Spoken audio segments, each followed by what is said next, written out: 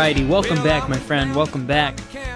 So, we were talking earlier in the show, we were talking about CPAC and all of the things that have happened. It was a dramatic weekend, just chock full of stuff for us to talk about in regards to the conservative movement. Well, one of my favorite political commentators, he works with the Daily Wire, his name is Michael Knowles. He spoke at CPAC. I thought he gave a fantastic speech. I wasn't able to catch the entire thing, but I caught a good bit of it. And I really like Michael Knowles. He's a gentleman. He's very traditionally conservative. He's very Christian in a lot of his thinking. So he and I kind of align on a lot of major issues. And so I'm naturally inclined to enjoy what he has to say. Well, he has gotten himself, somehow or another, he has gotten himself into some very hot water because of his speech at CPAC. Now, I saw nothing wrong with it in any way, shape, or form, but immediately there were some highly slanderous reports that came out regarding what he said at CPAC. In fact, people said that Michael Knowles was calling for a genocide of so-called transgender people. And you might scratch your head and think, well, wow, that really escalated. Did he say that he wants to have a genocide specifically of transgender people? Because boy, is that quite the accusation. If you levy this against someone and you say, Michael Knowles said that he wants to have a genocide of certain kinds of people, well, then he darn sure better have said that. Otherwise, you're throwing an extremely serious accusation, and there really should be a lawsuit. Now, U.S. law and case law and et cetera, it makes it very, very difficult for a public figure to sue for any kind of libel or slander or et cetera. But nonetheless, I'm going to play this clip here in its entirety. This is what got Michael Knowles in so much trouble. This is what so many people are so very mad about. Take a listen for yourself. There can be no middle way in dealing with transgenderism. It is all or nothing. If transgenderism is true, if men really can become women, then it's true for everybody of all ages. If transgenderism is false, as it is, if men really can't become women, as they cannot, then it's false for everybody too.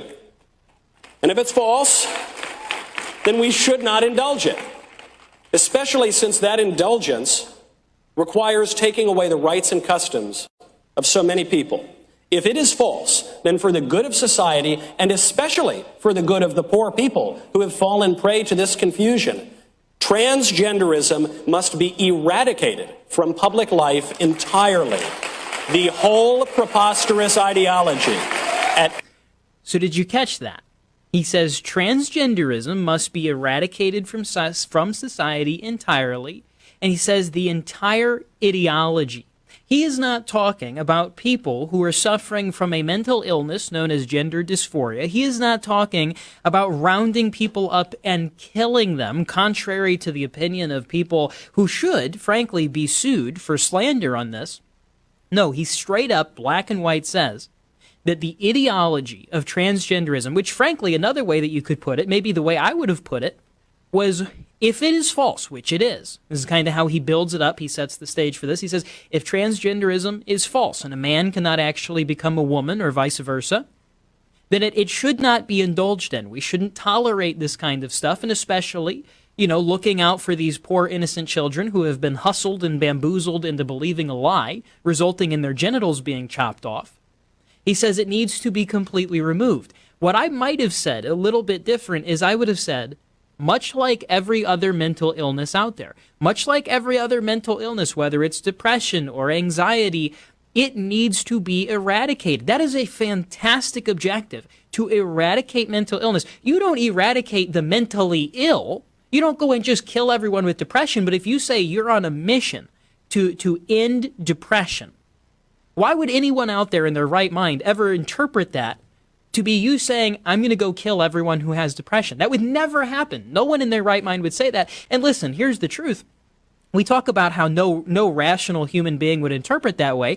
Well, of course, the obvious glaring reality here is that these journalists that are publishing all of these articles, these woke commentators on the radical left that are just raging against him on Twitter, none of them think that he was calling for a genocide. Not one of them. I do not believe, like, if you could put all of them on some sort of a lie detector test that was infallible, where we knew for sure that they were lying or telling the truth, if we put them on a lie detector test and said, hey, listen, okay, cut the bullcrap for a second, do you actually think that Michael Knowles was advocating for genocide right there? Every single one of them would have to say no. Otherwise, the thing would go off and we would know they were lying. Not a single person actually believes that he was calling for some sort of a genocide, yet they're going absolutely buck wild when it comes to this topic. And Michael Knowles is correct. Think about the stakes here. We have little kids. In fact, there are people, a woman who is suing in the United States. We covered this last week. Here in the United States, there are people who were told as children that they had something called gender dysphoria. And the only treatment available to them, they told this to the kids, they told this to their parents, the only treatment available was to start chopping off healthy organs. There's a young woman who had her breasts, healthy breasts, cut off of her body at the age of 16 because the doctors told her that that was the only cure that they knew of, was that they just had to start chopping off perfectly healthy organs of this girl. And in fact, what's particularly atrocious here is that the doctors told her parents, right? When parents have any kind of reservations, as a good parent logically would, right? Whenever a doctor comes to you and says, hey, we're gonna put your minor under the knife and we're just gonna start chopping them to bits and healthy organs be danged, we're just cutting them suckers out. Well, a normal parent goes, are you sure? Are you sure that that's actually the best course of action? You know what these parents have these parents have been routinely told by these doctors? The doctors will look them in the eye. And let's imagine, just for the sake of the example, the parent has a son that thinks that they are a girl, a boy that thinks they're a girl, right? The doctor will ask the parent this very toxic, very, frankly, very evil question. They'll say, sir, ma'am, parents, would you rather have a dead son or a live daughter? That's what they will ask these parents. And so these parents are terrified. These parents say, oh my gosh, you mean if we don't chop off our son's genitals, he's going to kill himself? And this is the medical professionals. These people are telling these parents, they're saying, listen, if you don't do this, then your son, your daughter will kill themselves. And that's what they're telling these parents. Now, obviously, there's no data behind that claim. There's no data to back up these procedures where they just start chopping people to pieces. The attempted suicide rate, pre and post-op, before transition, after transition, is virtually identical at right around 40%, which is a terrifying number. To say it bluntly, that's a terrifying thought, that you have kids who are suffering from a mental illness where the people with that illness, about 40% of them attempt to take their own lives. But why would you ever in a million years, if you're a so-called medical professional and you're swearing to help people and provide health care and blah, blah, blah, blah, blah, why would you ever say, given the fact that the data says that this child is virtually going to be the same, the symptoms will virtually remain the same pre and post-operation, I think the logical cure to this, the logical treatment protocol, is to start removing pieces of their body, perfectly healthy organs. Why would we ever accept that? And Michael Knowles is 100% correct. This is something that shouldn't be entertained. This is something that shouldn't be indulged in. We shouldn't pretend that this is normal, much less what we're doing right now, where we actively kind of encourage kids to pursue this. Because, of course, we give positive affirmation to anyone who does this. In any child that says that they are now the opposite gender. Any boy who says they're a girl who says that they're a boy, they're celebrated. They're celebrated by their teachers, their school administration, by the media, by entertainment, by songs, by government officials, by people like Joe Biden. I mean, one guy, think about this, how insane this is. It should be very insulting to all of the women out there. After all, it's Women's History Month. There was a boy, still a boy, you can't change that. There's a guy who said that he was a girl on TikTok. And he documented this process. He says, day number 1, as a girl, he documents his disillusion as he goes through and suffers from a very serious case of gender dysphoria.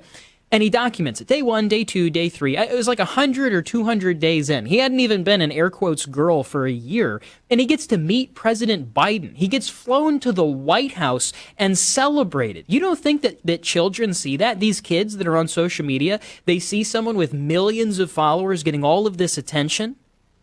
And then he gets rewarded with going to the White House to meet the President of the United States, the most powerful and influential man on the face of the freaking earth? You don't think that kids see that and think, oh, well, I want to be like that guy. I want to be like that one who flip-flopped and snip-snapped and had facial reconstruction surgery. Listen, that's maladaptive behavior, by the way. From someone who's studied psychology, not at like a doctoral level, but I've studied psychology extensively, one of the criterias for mental illness is something that causes maladaptive behavior that inhibits your ability to perform day-to-day functions, maybe harms you in some way. That is maladaptive behavior to the highest degree. I can't think of an example of maladaptive behavior that is worse than the behavior exhibited from those who suffer from gender dysphoria. They start mutilating their bodies. I mean, Dylan Mulvaney is this guy's name. He had his entire face restructured. He went and got like bones dremeled and stuff like that in his face. Does that sound like something that a normal, oh yeah, I'm just going to go, I'm so uncomfortable with the way that I look, I'm just going to go completely demolish my own face. Not like little minor cosmetic stuff. I mean, they took like a Dremel tool to his bones. They really changed this guy's face, much less the people who start chopping out organs. What could possibly be more maladaptive than taking your primary biological function on this earth, your ability to reproduce, and chopping that off and throwing it into the trash can? I can't think of very many things that are more black and white than that. That ain't healthy. And Michael Knowles, man, I give him a lot of credit because he says things that other people might not be comfortable saying, they might not be willing to say, but it is the truth. And as many people as there are out there that are afraid to admit it, we all know that that's the truth. We all know that that's common sense and that that's basic reality. And this is one of the things that I've been so happy to see Trump lean into. He has a famous speech now. It's going very viral. Young people, especially young people, are editing it up. They're making clips that are going viral, 60-second format style videos of Trump talking about how no serious nation would tell their children that they could be born into the wrong body. No serious nation would entertain this stuff, and it's Trump advocating. He says, we need to establish that the only genders recognized by the federal government are male and female, and that those genders are assigned by God, that you don't get to just go shopping for your new pronouns. You don't get to just go shopping for whatever your preferred gender is. You don't get to just dress up as this insulting caricature of what you think a woman is and then prance around expecting all of us and our laws to reflect your insanity. And this is wildly popular. What Trump is saying is wildly popular. We need to stand on this. I'm going to say something that might be controversial, but if you want to get the suburban female vote, this is what you lean into. You lean into these social issues and you lean in hard, because normal people out there, the moms of this world, they don't like this crap. They don't like this insanity. They don't like the idea of having their boy getting castrated by the Democrats. They're not a big fan of that. You lean into this, you'll win a lot more people than you think. Anyways, don't go anywhere. I will be right back. My name's Victor Nieves. This is The Victor Nieves Show.